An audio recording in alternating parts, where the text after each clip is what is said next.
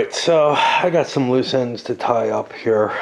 Before I left Phoenix, I was working on the Great Battles of Alexander, and I don't know what happened, but I stopped at some point. And I did other games while I was in Phoenix. I don't know. I vaguely seem to think that I was continuing through these while I was doing those other games. That may not be the case. I'm not sure. But I brought this up in my initial package of very few boxed games when I came to Eugene. And, I had vague intentions of setting up a couple of these tables. I don't know how many I had. I didn't have that many with me. And I think I had two, and I had one that I was gaming on, and the other one my wife ended up using for the computer she bought. And I had my work table, but I didn't have a lot of gaming space.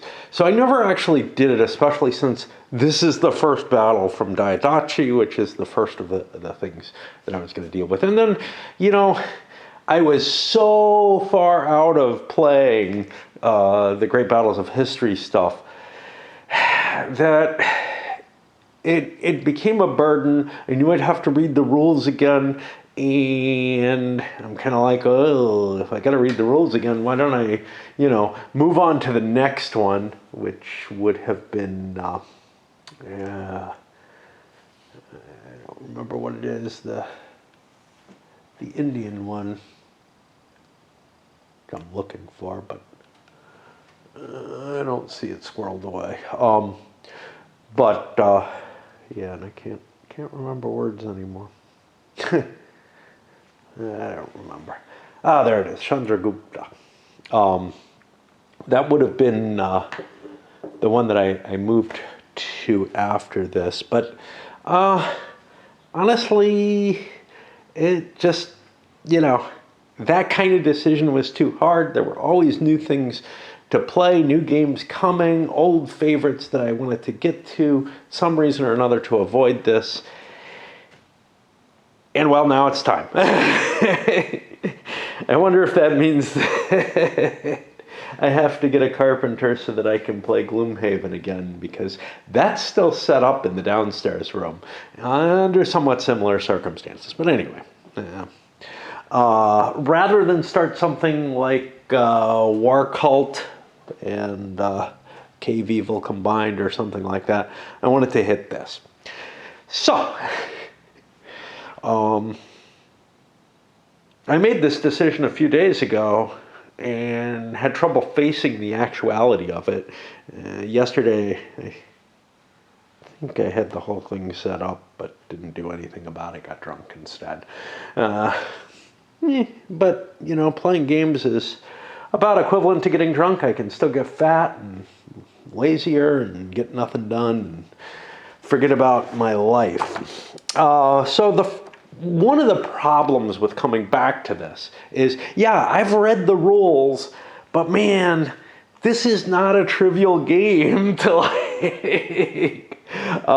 pick up again, And I know I'm going to make the same kind of mistakes I made in the early scenarios that I played of this, even though I had played Hoplite not that far before and had played SPQR or whatever. It's a tough slog to get started again. And now a huge battle, obviously, with a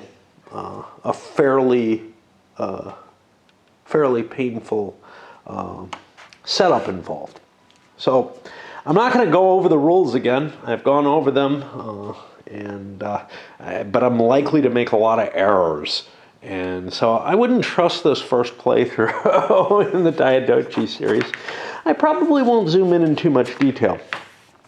So this covers a portion of the successor period in particular. Not right away, but it's focusing on Antigonus. And you can see 3 of the 4 battles involve him. And then Demetrius, I believe, is on his side, essentially, as his son or something. Madison. I don't know. I don't remember. Anyway, my grasp of that history is not very good. But let's talk a little bit about what we're looking at here. There's a few special rules for this.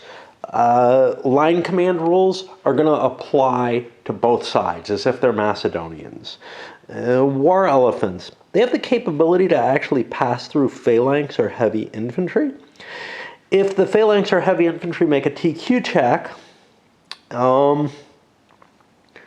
then they take one hit. Otherwise, they refuse access to the elephant, and I think nothing happens. The cavalry pursuit the cavalry pursuit rule is required, and they say even if you're not using the cavalry charge option, well, I was using both. I'm a little hesitant, but you have to use them together normally. Here, you just have to use the pursuit rule. I don't remember what the fuck it was. It seemed to me it was optional. Like, even as an optional rule, it was optional whether or not you wanted to use it. So let's take a look at that.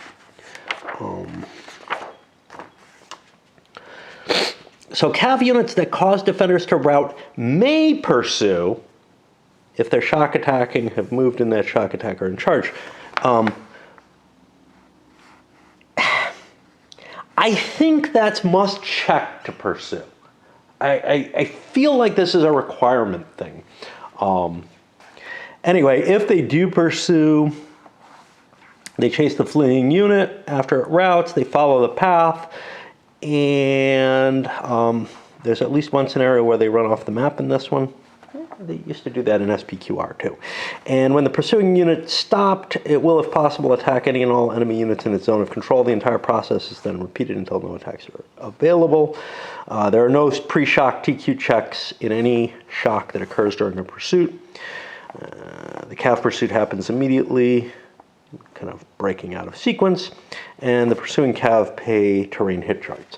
The may makes me think, well, you get a choice to roll for pursuit, but I don't think that's the case. I think if you break the enemy, the cav automatically follow through, and that's what I'm going to do with it. Okay.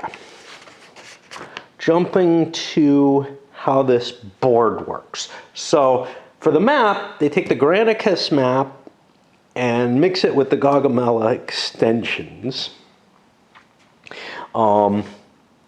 But this river isn't here. That's the first thing, which right away I'm kind of like, why didn't you shoot Gaugamela? Which is the all clear one. However, the level 2 terrain contiguous to hex 4235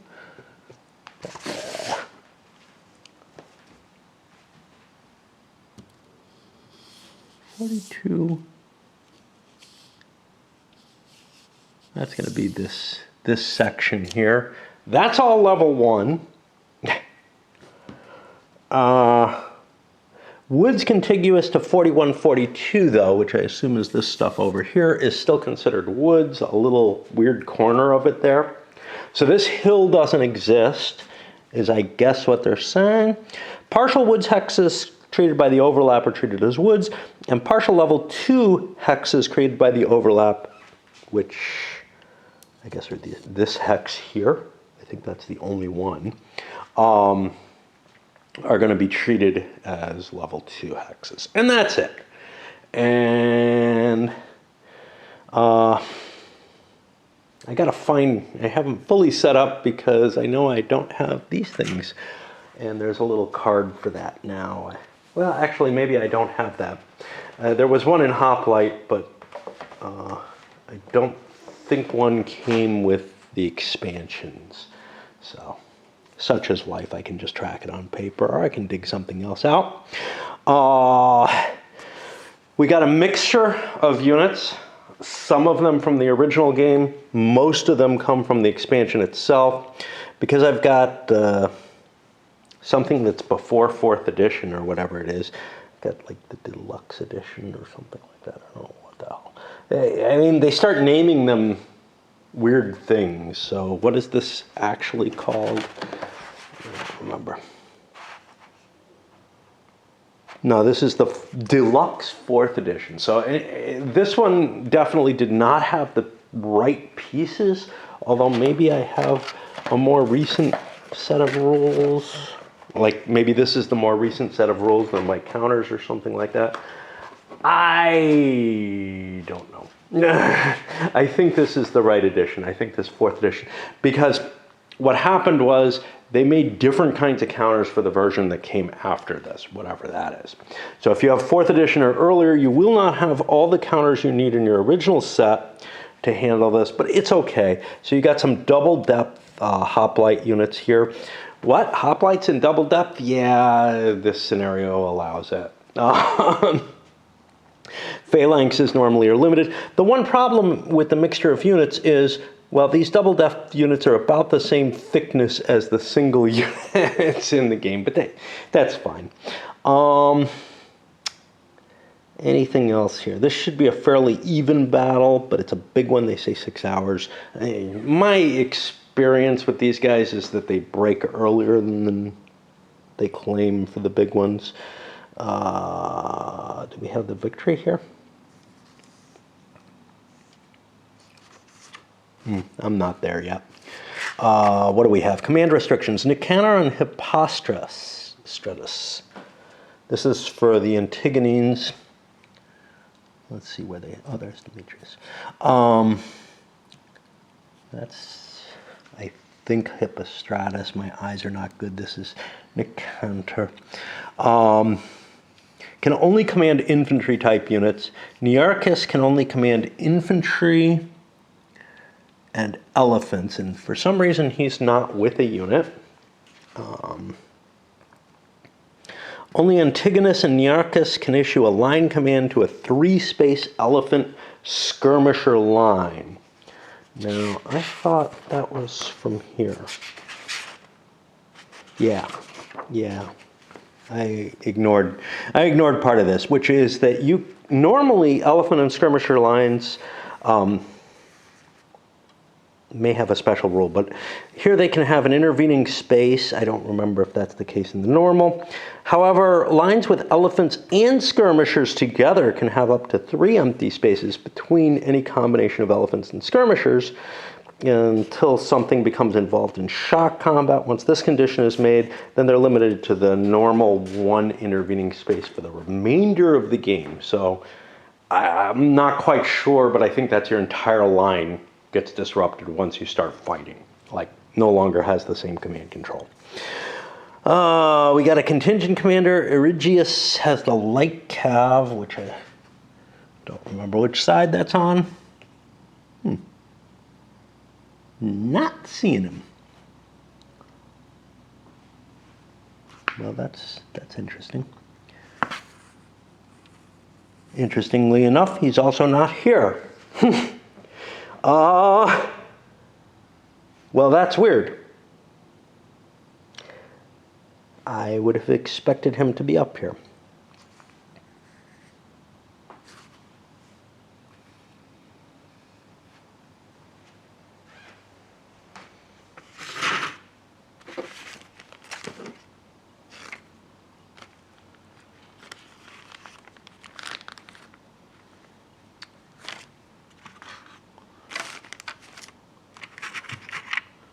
Okay. Gosh. Erigius light cavalry. Yeah, I don't know. There should be a contingent commander somewhere, and I'm not seeing a C anywhere, and I don't know what I'm missing. But my vision could be what's failing me in this.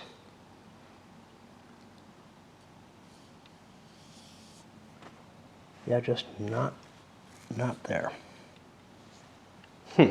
Okay, well, we'll have to think about that.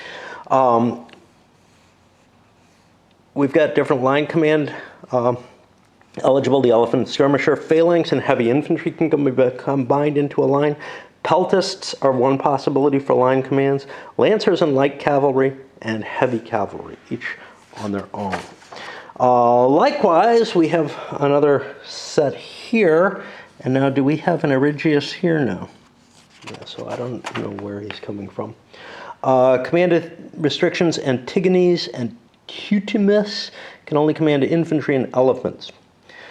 They're the only ones who can issue a line command to the 3-space elephant skirmisher line. The contingent commander restrictions are noted below.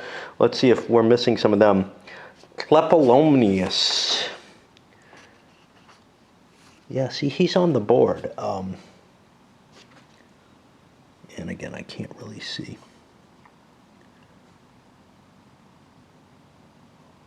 So it's not like contingent commanders are missing. There's one. That's probably him. Clepolonius Stasender. Also listed and with some cavalry. God. Maybe I'd have an easier time if I turn around.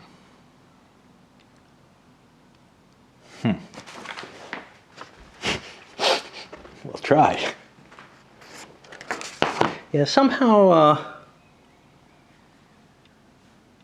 I have an easier time. Well, wait, I got two guys who look like they're Tleponemus.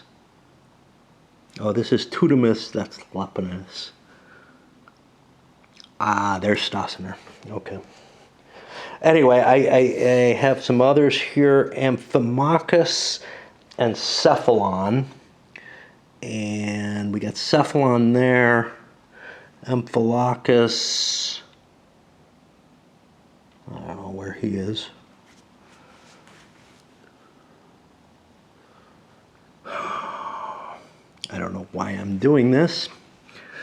Just trying to delay getting started. Okay, so that's another leader who I don't see here.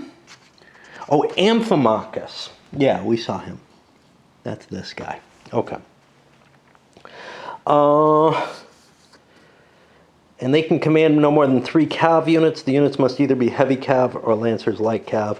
And I think it's all of one, either the heavy cav or lancer light cav combination. Eumenes line command eligibility. The Eumenes, I guess, is the side, right? Yeah.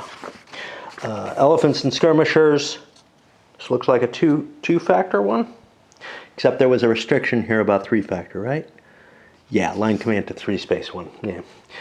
Phalanx, heavy infantry, light infantry can all be combined. Peltists, lancers and light cav, and the heavy cav. Okay. Special rules. Let's go find a chair because it's not just one or two things. Elephant skirmisher line command ranges. Antigonus, Nearchus, Eumenes, and Antigones can issue line commands at ranges of 3 hexes to the elephant skirmisher line. The elephant screens in this game. Okay, so normally you've got some archers who are purely defensive. Here they count as full SK archers, skirmisher archers, which are allowed to do attacking fire. That's gonna be kind of painful, but like it's already annoying enough that there's this vague sort of notional thing in there now, because remember the elephants also have weaponry aboard them, so like these guys have javelins on them, so now we're gonna see a dual fire even when you're moving, not just when you're defending. Double depth hoplites. Antigonus's hoplites start the game at double depth.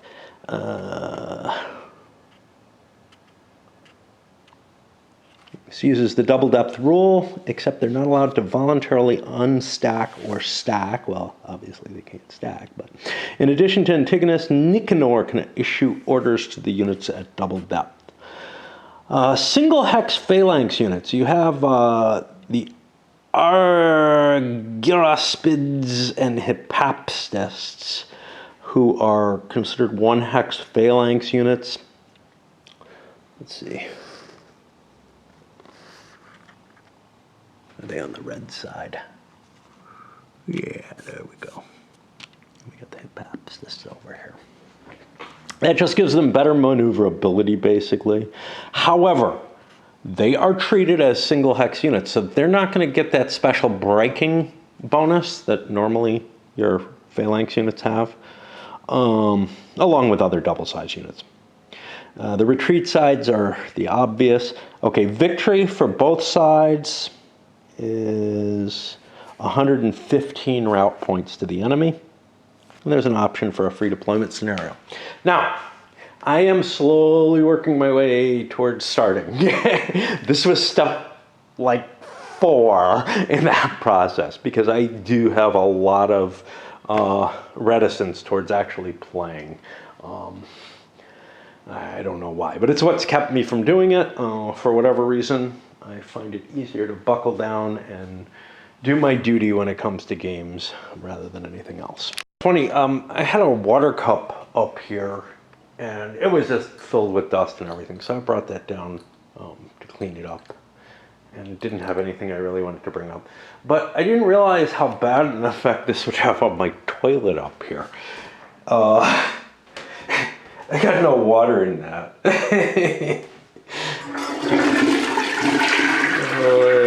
Seems to be working fine. It just, I don't know. Hope it's not leaking anywhere.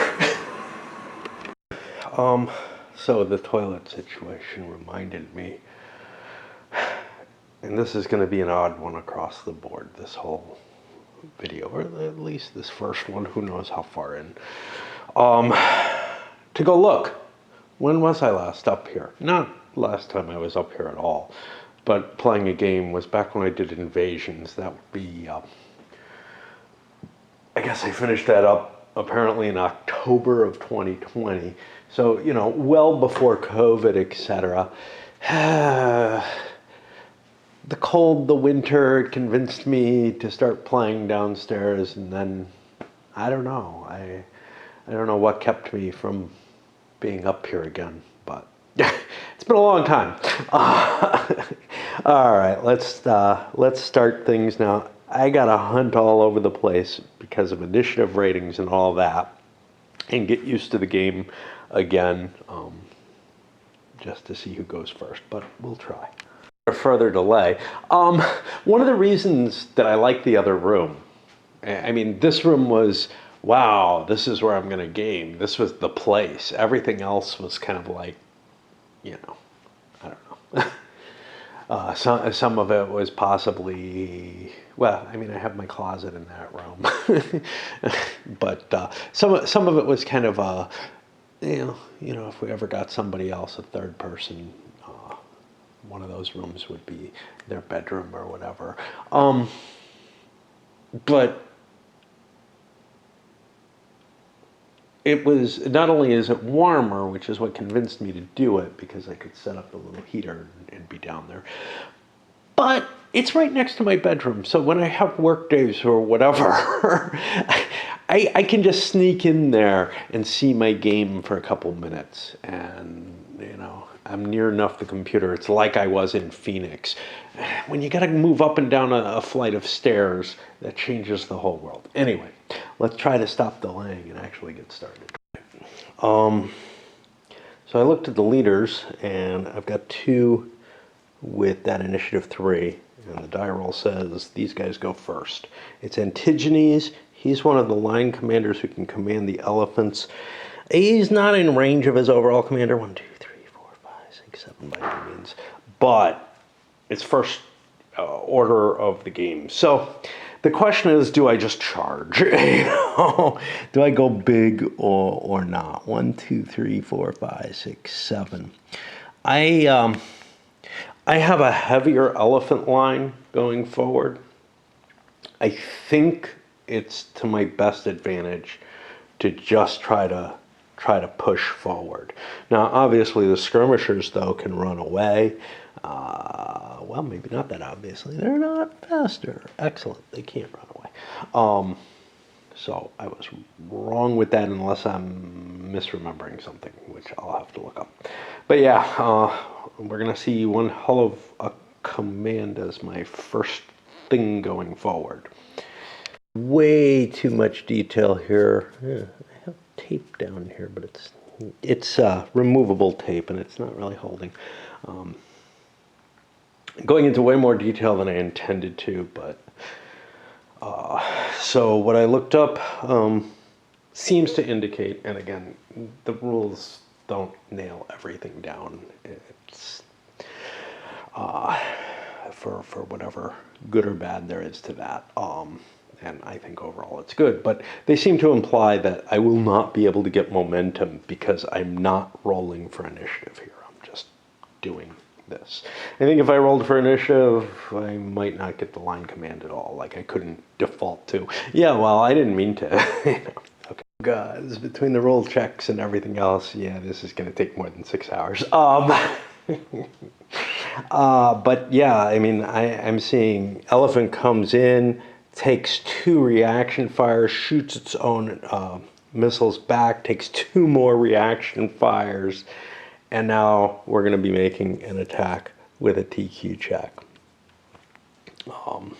So that's 1 unit, just the movement, not the TQ check and the attack. So it took me about 10 minutes to get together. Now, obviously, each of the other ones is going to be quicker because I have the pattern. I'm not sure I have it right, but I have the pattern. I already found one thing that I'm screwing up. Reaction fire for return fire. No. For entry reaction. All effects from this missile fire occur immediately. Okay. Advance after combat, that missile may immediately fire away. Whenever a friendly unit enters, including may immediately fire before any further movement. However, when using line commands, all movement is to be completed before the entry fire takes place. I don't know if that means that I get to fire at all the units that are entering. That may mean that because of the line movement, I'm a little better defended, so I'm not going to take entry fire with a second unit if another one takes it. And again, I kind of have to move everything at once and then do the entry fire. And the problem with that, let me explain the problem with that ordering. So if this were normal movement, the way I would look at it is, oh look, and this is how I was doing it. I move up, I move in, I take my entry fire, I fire at range 1, because I've got 2 things I'm firing, the javelins and the screen, and then they get their reaction fire at range 1. So basically they get multiple, and there's nothing that seems to prevent you from getting multiple reaction fires in the same round. And the key here is movement and missile fire happen at the same time. If I have to wait until all movement is done, that means that the line gets to slip in its firing opportunity before I would get my reaction fire. And that feels wrong. And maybe I'm misunderstanding something, but that's how I remember doing it always. So yeah, I don't know what's going on. And again, I can't tell why that line exception exists. I can try to come up with reasons which have to do with maybe I can't reaction fire all the units that are coming in at once, which I would normally be able to do as far as I can tell. Maybe it's meant to allow me to get that missile fire in first. I mean, it's really hard for me to wrap my head around any reason that makes sense, given my understanding of the game. Anyway, moving forward,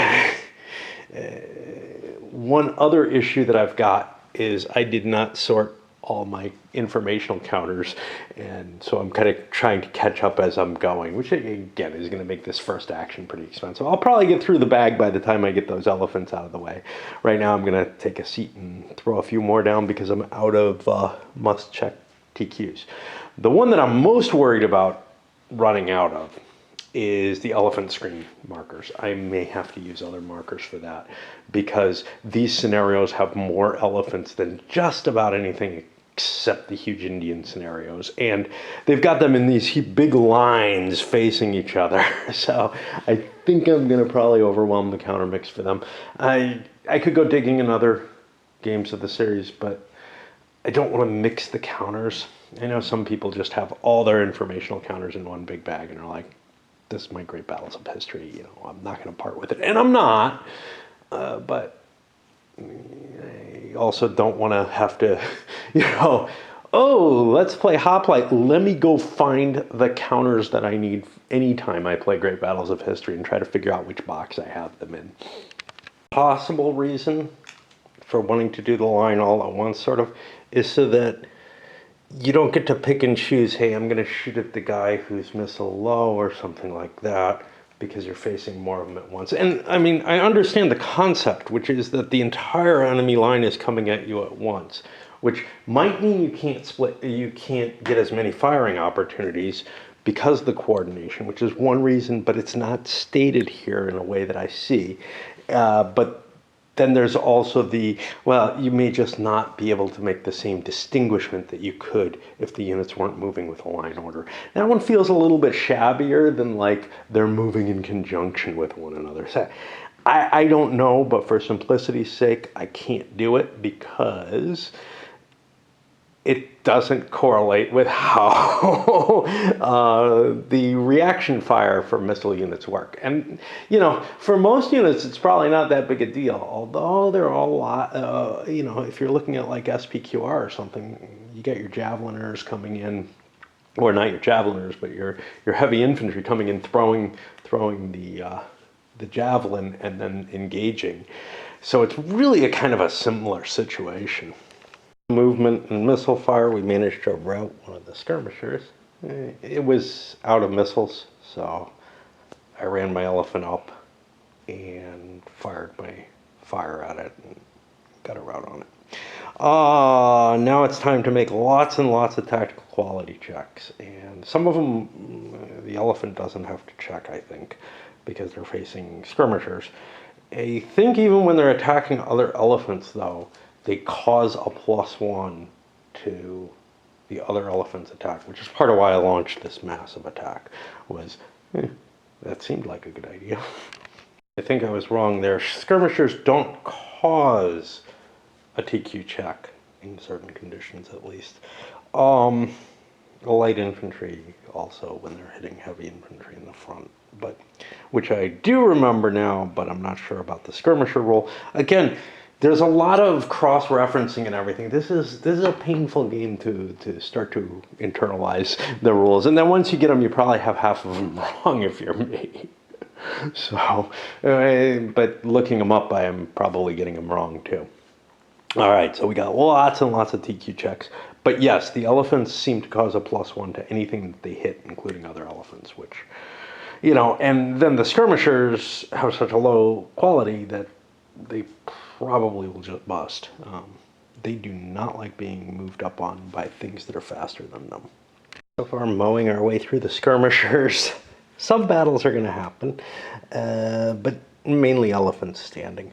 But we got one elephant that's going to rampage, and we stop immediately as we're running through our TQ checks, etc. It makes the order that you select things, which is generally like, you know, just a geometric decision as to moving right to left for whatever reason, have some influence, because this unit could disrupt stuff I haven't rolled yet. That feels a little weird always to me, but for simplicity, I don't mind it that much. And the result of getting one of the, I can't remember who's who, one of the blue guys, green elephants, to rampage was really quite bad. It hit this thing twice on the side and then killed a skirmisher. But at least the elephant's dead. I don't know. And I feel a lot weaker over there after having rampaged that thing. The result positionally looks pretty decent. I've got a heavy breakthrough in the center here. Here, yes, there's some elephants holding out, and here on the edge, again, some elephants holding out. Some skirmishers on the side, you know, they're not too exciting. But then comes the question of, okay, but now I've got these damaged elephants and, you know, my big phalanx line ready to march up and maybe start to engage them. Of course, they can run away, but it might end up rampaging him.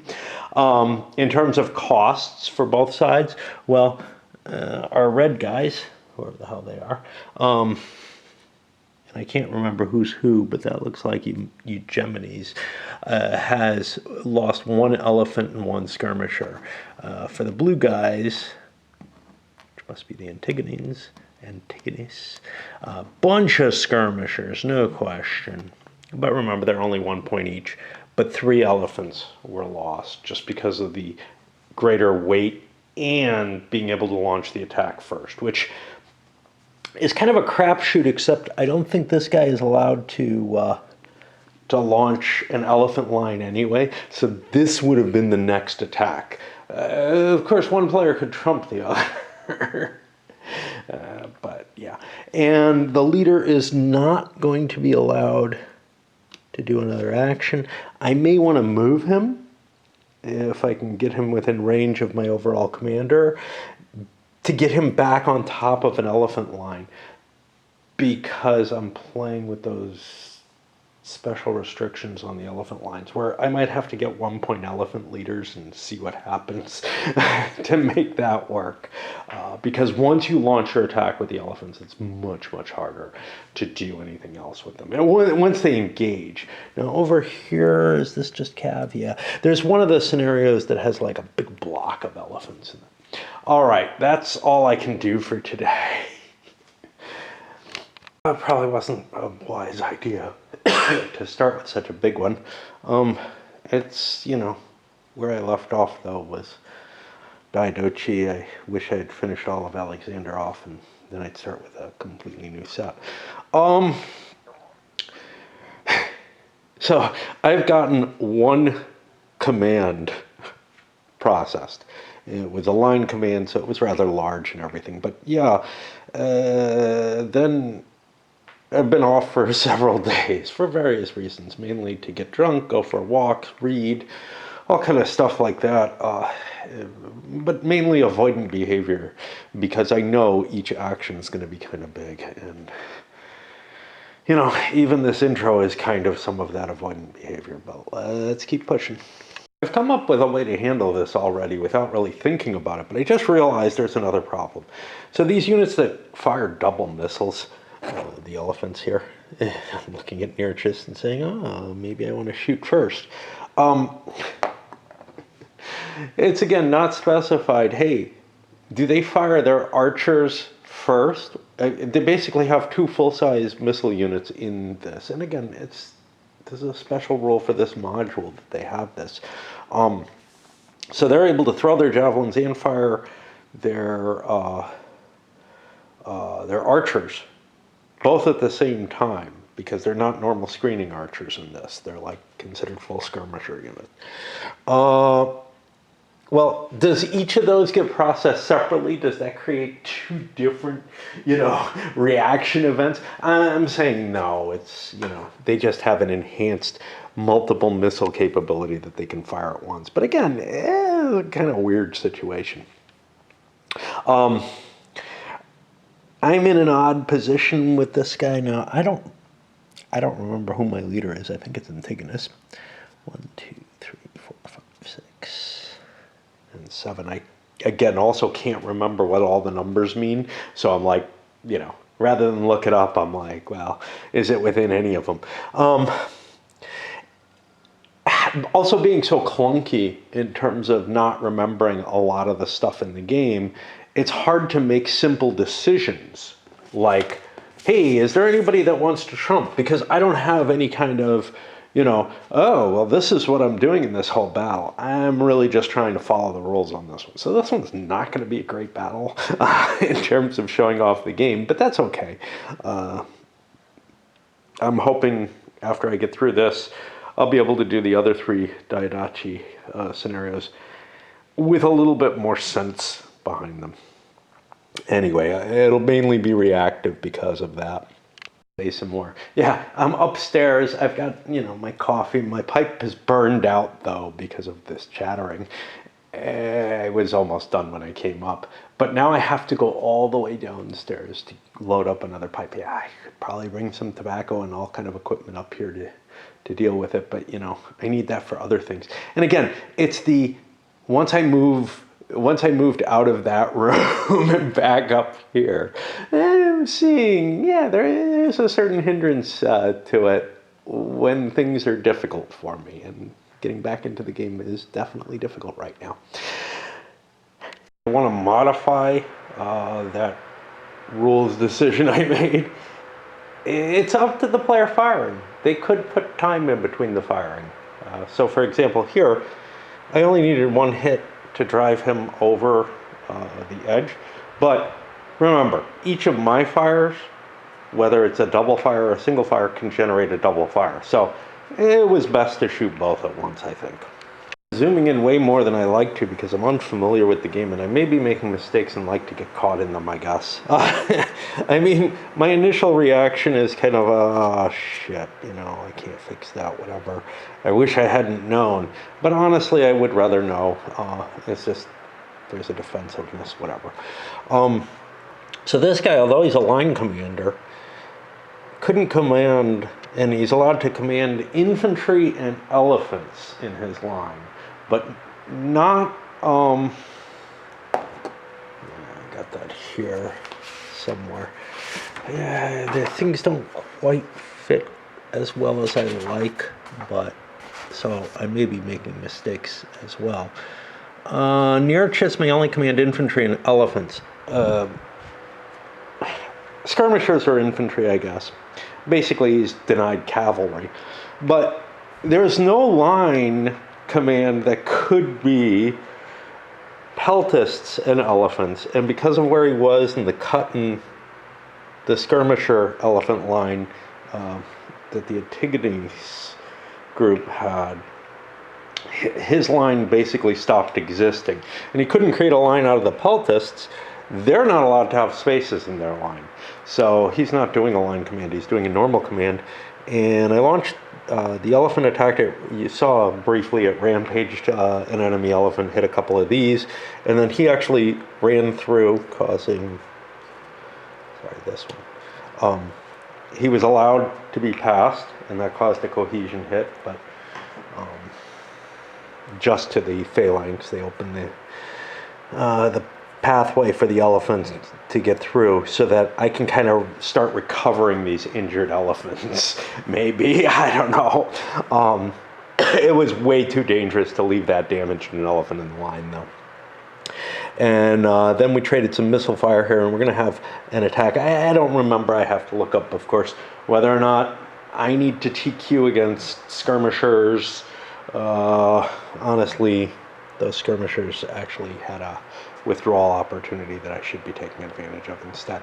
But then I moved the leader over here because if he gets a momentum roll, he can move some of these LPs forward. I'm not quite sure what I want to do with them, but whatever. First, all that missile stuff, because clearly these skirmishers would have hiked their way away, and if I recall correctly, they do not have to make a TQ check to run away. But they're not allowed to fire. That's the big thing. So that's where we are here. Do I want to make a momentum check?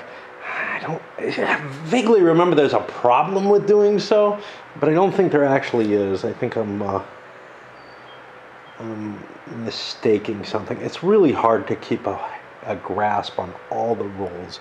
There's so much little stuff that goes on in GBOH, and it might be one of the reasons for preferring simple GBOH, just because it's not actually simpler, but it's faster. But there may be less special cases. Okay, that's a failed momentum check with a 9, which I believe causes potential. That may be the thing that causes issues. I have to look up the die roll of doom when that comes into play. I know it does in trumping, but I can't remember if it does with momentum. Backwards, it affects momentum and not trumping. So he got the die roll of doom, but it was just a finished result. And now I look for the 4s over here because there are no 3s left on this side. I think there's so many commanders in this battle. There are no 3s on either side left, so those are our possible activations. without trumping. And trumping your own guys, I think, is generally foolish. Therefore, trumping usually happens on momentum. But every now and then, so the weird part of trumping your own guys is, yes, you end up hurting your own guy that you might be able to get multiple activations off of right away. But you actually skip all the people in between, and they all get no momentums too. So there might be times, if you have a good leader, like an Alexander or something like that, where it makes a lot of sense.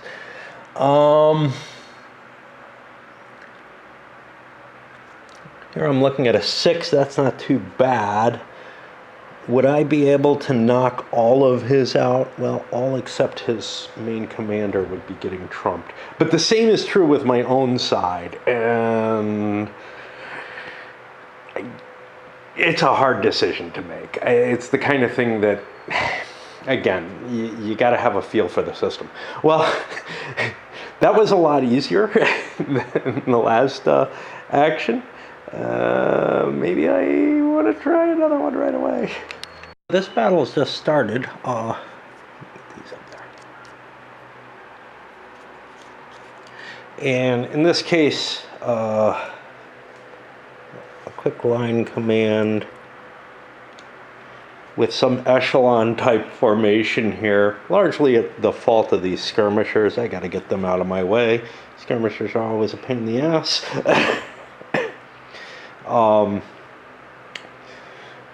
It doesn't do much, you know. I mean, I'm just moving my formation forward for the most part, and no biggie there. The units start far enough apart that that's not an issue. Now, if there wasn't a line of crap in the way, we'd be in range, right? 2, 3, 4. Not quite. Not quite. Okay. But with all that garbage there, there's not really an opportunity to smash into the main line. And if I brush away some of the crap, that might give the first strike over here to whoever this is, Eumenes or somebody with that kind of name. I think that's him. But yeah, keeping track of all these commanders, there's a lot of special roles, and at some point or another I really ought to be looking at that contingent command role, because I think I just moved somebody who could have commanded them, and that's a whole bunch of horses that I got no commander over there other than them. These guys are going to be pretty hard to command, to tell you the truth. I got to find somebody who has a contingent commander rating, and I don't see anyone. This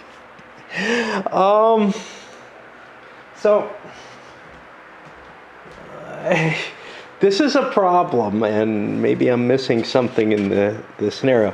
But contingent commanders can only be commanded by a wing commander, or possibly the overall commander, right? They have to be within half of the wing commander's range. The wing commander, though, has to have, let me see, with a contingent command rating next to their initiative as designated in each scenario. Maybe it's special somewhere. But here's the initiative number. Where the L is the contingent command capability. Okay? That and the L are in the same place, basically, on different commanders. Well, obviously, these guys can't operate on their own. Let's look at other leaders. He has an L. He does not have a number there. He has an L, does not have another number there. He has an L, he has an L. None of the commanders on this side have a contingent command number. Is there a special rule? I probably already discussed it. If so, that covers this case, because I'm kind of looking at it and saying, oops, I don't think I can move any of my contingent commanders. And maybe there's some sort of errata on this, because this only refers to contingent commanders. These are contingent commanders as per 5.6, which is in the basic rules. There's nothing that compares to that here. Here they say the contingent commander restrictions are noted below. There's no claim about contingent commanders before that. And here they don't really talk about anything about them. And what does that contingent command rating mean? Well, let's look back at here, because again, you know, maybe I'm just not putting things together right.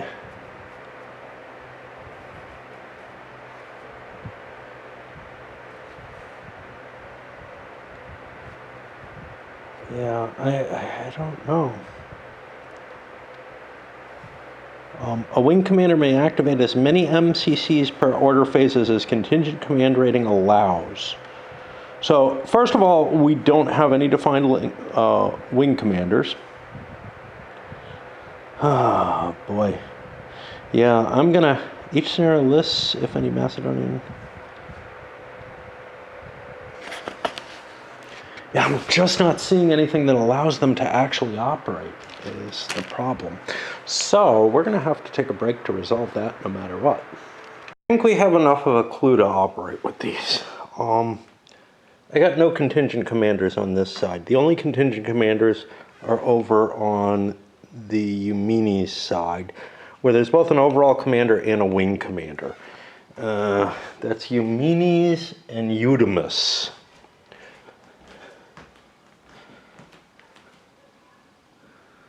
Who is not this guy, is not this guy. So it's nobody I've done. Those are these two commanders. I'm going to say they each have a value of 1. You know, they can each command 1 contingent command.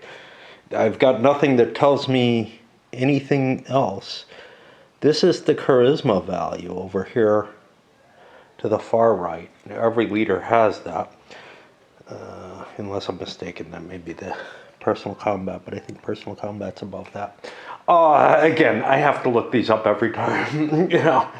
But yeah, so I don't think I could have done anything with these until I get a commander over there who can do something about that large contingent of cavalry, and then I've got a bunch of elephants back here who are just out of range of anything. Again, I'm gonna have to get a commander over there to grab that reserve or something. This is different from what I'm used to in most of the GBOH type games. Usually there's some commander, even back with, like, you know, the Triaries or whatever they are, the third line in the Roman Republic stuff. That really wasn't supposed to get into the battle at all. So yeah, I'll try to go with what I got, but I don't think I've done any damage so far. And because, you know, my thoughts here are, they're not solidified, right? And I'm trying to decide some of my decisions. I got 2 guys who can do line commands. I'm going to only activate one of them, I guess this guy, for the entirety of this hoplite and phalanx line. I actually think those are phalanxes, but I'm gonna look them up. Doubled up. No, they're hoplites. Okay. But let me make sure. I don't think I have any kind of command restriction that would limit them to splitting this, which means I have a second one who I can throw into place where combat's more likely. So I've moved this one forward, and the archers, the screen fired, got a couple of hits. Ooh, yeah, they succeeded. I forgot the heavy armor gives a modifier there. I'm not used to, you know, all the little mods. I think I catch many of them at least. But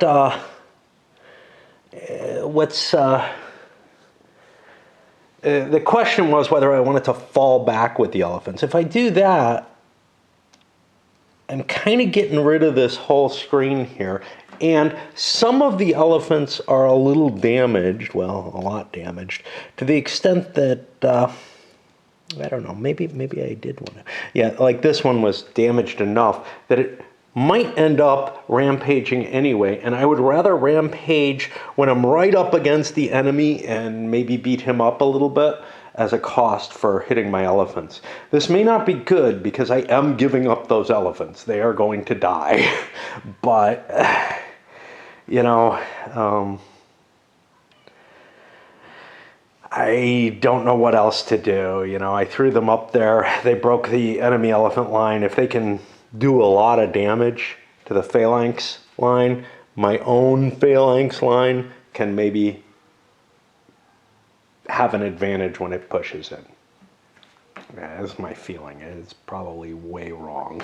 And my mind was kind of deceived with the idea that, hey, phalanxes are pretty damn potent and invulnerable and everything. Yeah, not when they're faced with elephants. Attacking a line of elephants is not a pleasant thing. The big deal with the elephants is they're not very sturdy and that they go on rampage and all kind of random shit happens. But they are fucking potent.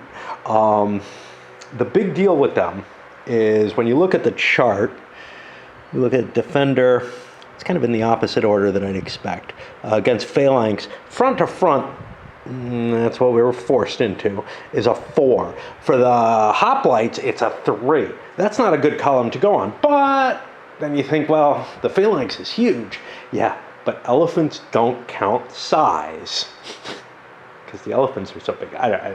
Honestly, I don't know, but it works well, which is to say that, you know, we drove a few off. You can see the elephant pile's gotten bigger, but we lost a couple of them top hoplites in the front. This one just stays where it is. It doesn't have to make the special check. And the others all cleared. At certain points in the line, we definitely faced some penalties. And remember, these things cost double. So I think it's tactical quality that you count. So these are going to count as 12 points each, whereas the elephants are only 6 each. You can see, though, red making that initial elephant foray definitely paid a price with it. Initially, it looked like, hey, we're doing okay. We cleared a bunch of these damn skirmishers. We didn't take too many elephants, and we took these. But now, after the cost is paid for the phalanxes advancing, that is painful. However, those phalanxes are not happy. We got a lot of fairly high numbers. Well, that's not one. But if we were seeing them break, we had to have some high numbers on some of these. Yeah, that's not good. This one, why did he not have to check? He's in the front. Yeah, I think he had to make a check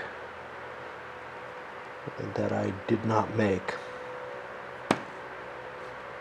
So he breaks, which means now he has to make his special phalanx saving throw, which he succeeds in, which means, you know, that may be what I did, which means he drops down to 1 under. Yeah, I bet you he was actually safe when I'm thinking about it, that he actually went through that process. But yeah, we had quite a few rampages happen and whatnot. And they hit both people. You know, the rampages are actually what took these things out, not the initial clash. And that's part of the advantage of throwing the line up there at first is now the rampage is closer to the other guy's line. He just did this one. That means we're going to be looking for a 4 over here. We did one of the 4s. There's one other 4 way over here, and I think he's one of the guys who has a contingent command capability. I've been okay with 1 chair up here. I don't sit a lot when I'm soloing, but with this game I'm having to dig through the rules a lot, and I'm on different sides of the board, and I find myself tiring over there, so I hauled another chair up, the one I was using in the other game room. But yeah, that's kind of weird for me. This is weird because this guy's got the line command. I think he's my other wing commander. Without the number on him, it's hard to tell. Eudemonus and Eunemones or whatever. Yeah. So he's the one person who, one of 2 people who can command the contingent command. I don't know how much value it is though, because he's also a line commander. Now it's going to cost him. I don't remember if there were special rules in this scenario. I seem to remember there was something where it cost him 3 or something, but maybe it only cost him 1 less. The contingent commanders, no, they can command three units each. So yeah, it'll cost him 2 of his normal commands if he wants to activate a contingent commander, and then he'll have 2 more commands he could use loosely, or he could do a line command, but line commands for cavalry are limited by half the range, and they don't extend the way the infantry line does. Like an infantry line, if you've got it, you can command that whole line. Cav lines aren't really lines at all. So 1, 2, 3, 4, if it's rounded up, you know, I could get 6 units if that's rounded up. I don't know if it is. It probably isn't, but we'll have to look at this. Rounded up, yeah. Okay, so 6 units I could move here, but then I wouldn't get the contingent command, but the contingent command can only be 3 of the units. I can't command this whole force unless I get it clustered a little better. I also may want to consider whether or not I want to put them into some sort of charge formation and how I want to position them. I'm playing with all the options, even though I've been away for a long time, and that just makes life harder, but yeah, I don't know. But I don't have a whole lot of elephants over here protecting me from those horsies. Gotta think. Because if I recall correctly, the cav charge rules mean you do not want to be in range of an enemy cav charge. And if I move up 1, 2, 3, 4, 5, 6, 7, 8 kind of blithely, and maybe being upset by the stink of these elephants at the very least, if not my own, which I wouldn't want to do. But then we're looking at 1, 2, 3, 4, 5, 6, 7, 8. So this is kind of the danger line. I want to be back to here. Yeah, not pleasant. But this is the guy I've got to order unless I want to trump in, and I don't. That this is my bigger cavalry contingent. I'm gonna save my better commander to go over there. He's got a bunch of forces over there, and I'm gonna focus the lesser guy to command this. I think that's certainly what I set up for, and I don't know. Got another die roll of doom, and I think I need a rest after finding, hey, here's, I think, the only remaining 4 on the other side. I got both the 4s on this side. Again, as the battle kind of trims down and tightens up, it gets a little easier, but these big ones are a pain, especially with a lot of leaders. Yeah, at least all the elephants will start clearing out. So I think the next action choice has to fall on Nicanor here. He's got a limitation. He can only move infantry, which means I'm not going to be... I mean, the infantry is the phalanx center. Can't really do a line command here because we're all engaged as such. Not everybody, but pretty close. And that means some interesting things. Among other things, I'm not going to get the tactical quality check, which is something that I see as kind of an advantage for the phalanx hoplites. Well, more for the phalanxes because they have a slightly higher quality across the board, although, what? Maybe not. I'm seeing 6s for most of them. There's some 7s over here, that's why. Okay, so yeah, they're at about the same level as the elephants. They do have their saving throw against being destroyed. But the problem is, I can't just let those elephants sit there in contact with me because they can fire missiles. And they don't have to actually attack me. So I think I'm going to have to just keep grinding into them with what I can under command. Okay, well, that did not go well for the phalanx side. Yeah, we killed a couple more elephants, but you can see those double stacked units are pretty much gone. You got to remains of a couple lying here.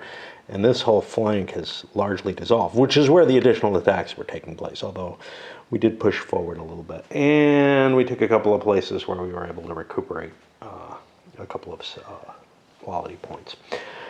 But after that, we get to looking for the next number, and that's a 5. There's no more 4s left. There's 5 here and here. And I don't see any 5s over on the red side of things. So we're going to be getting a couple of movements over here on the cav wings. Kind of don't have the feeling that this battle is going to be determined by cav, but it might be. There's a heavy preponderance here that could be of value in getting behind some of the heavy infantry over here. So that's kind of my hope for whoever the hell this is. I can't remember who's who.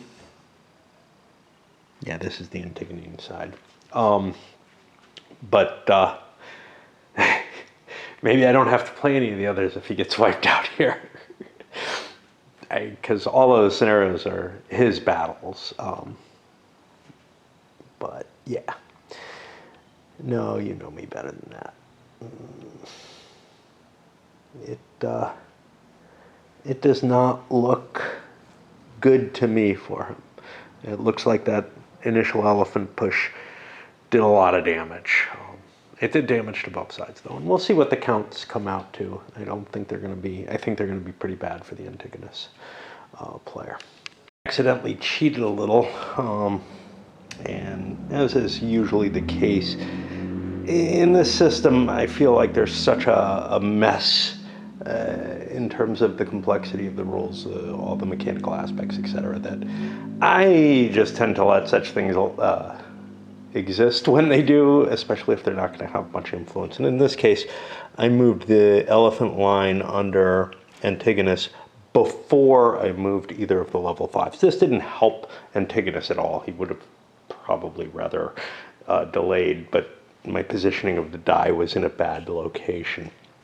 All this really means is that Eumenes or whatever gets last move. This is not something that helped Antigonus, and I'm just like, screw it. It doesn't make a lot of difference. Because this command can't do shit, and basically what I'm looking at is moving the elephants forward to be able to bust up that cav line before command could be established there. And by telegraphing that, I'm actually causing issues. The other side, we got the cav moving here now. One of the problems is the countermix doesn't really handle both sides having this much cavalry. I don't have any. I have a couple of markers here that I'd like to probably mix in from phalanx, but I don't think there's anything that helps with this problem in terms of the cav charge formation markers. I can steal a few from here if I'm double dipping the way that I am across these. But again, maybe I need to throw some other counters out there to indicate charge formation, because there just are not enough for this scenario. I forgot how cheap elephants are. They're only 2 points each, along with chariots and shock skirmishers. And so the points come out to Antigonus at 98 out of his 115, and Eumenes at 22 out of 115. It's going to be damn hard for Antigonus to make up for this. And, well, in a way it was his own doing, throwing those phalanxes forward. But I think that it would have gone poorly had the elephants hit them, too. Let's take a look. There's no shock superiority, I'm pretty sure.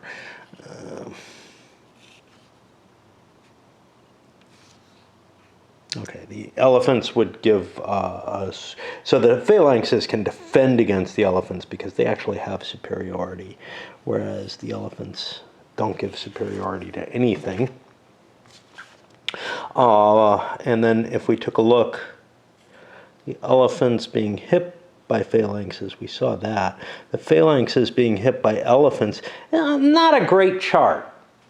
But the elephants don't have to actually necessarily charge.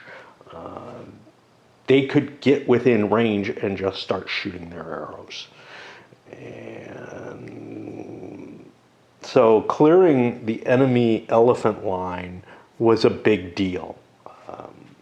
Now, it may have suckered me into something I just should not have done. Maybe I shouldn't have marched forward with those phalanxes. To be honest, I just didn't realize, I'm like, got to get rid of those elephants. And I thought I was banking a good deal of points in the elephants when I wasn't. I don't remember how many I killed. They're in the pile with all the other elephants, but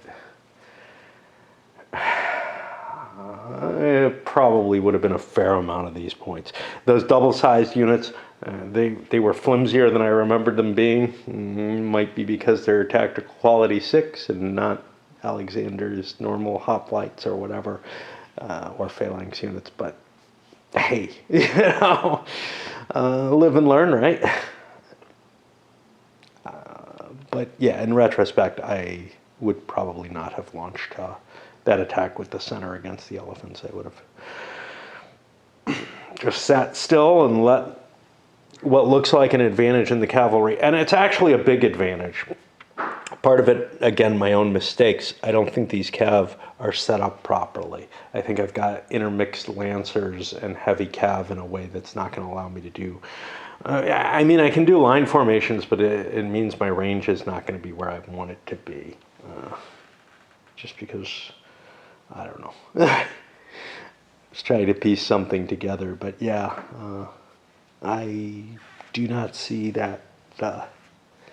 I don't see Antigonus being able to make up the ground. He's got this weakened phalanx line facing a center that's quite powerful. Oops. All right, let's send this one up.